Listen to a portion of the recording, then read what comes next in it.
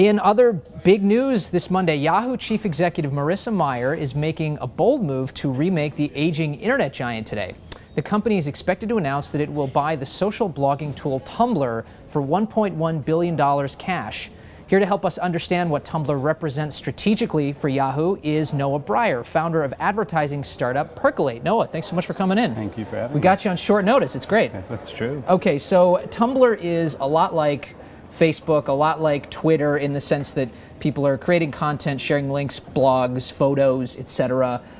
But strategically for Yahoo, what does it represent that they're getting this asset? Sure, yeah. I mean, Tumblr is one of 6 or 7 global social platforms that exist.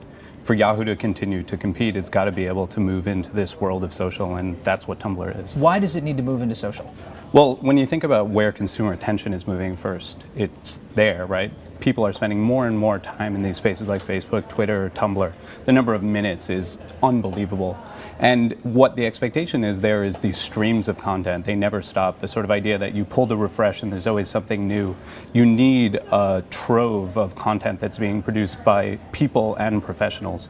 And for Yahoo to really succeed in this new world, that's what they've got to have. It is interesting you mentioned the stream because like Twitter, like Facebook, Tumblr, you create your own content, but you also follow others. And so that stream of content goes past you in a news feed. And it's interesting that both Facebook and Twitter, I think, had problems with an advertising business in the early days, but they've discovered that feed ads do work. They're making money this way, aren't they?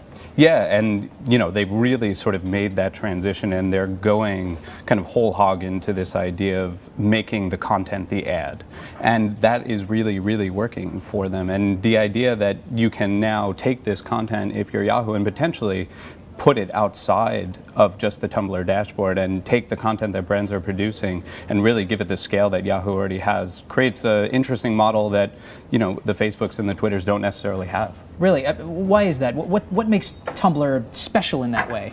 Well, what's interesting about Tumblr, what's unique about Tumblr is that they are both a sort of dashboard platform, right? They're a place where people and brands are creating content and consuming it in the stream, but they're also the sort of front end. And so if you go to... So it represents, it's almost people are using it as their website. People are also using it as their website. And so you've got this sort of kind of like a Facebook page in some ways. Kind of like a Facebook page, but a lot more customizable, a lot more personalizable. And, interestingly, I think about the distinction between Tumblr and the Facebooks and the Twitter is that Facebook and Twitter, they put their brand first. It's facebook.com/brand. On Tumblr, it's brand.tumblr.com. Okay. Now, let's talk a little bit about Percolate. What makes you guys interesting is you really specialize when it comes to feed advertising. It's a new challenge for advertisers to create the kind of ads that are going to work in the stream.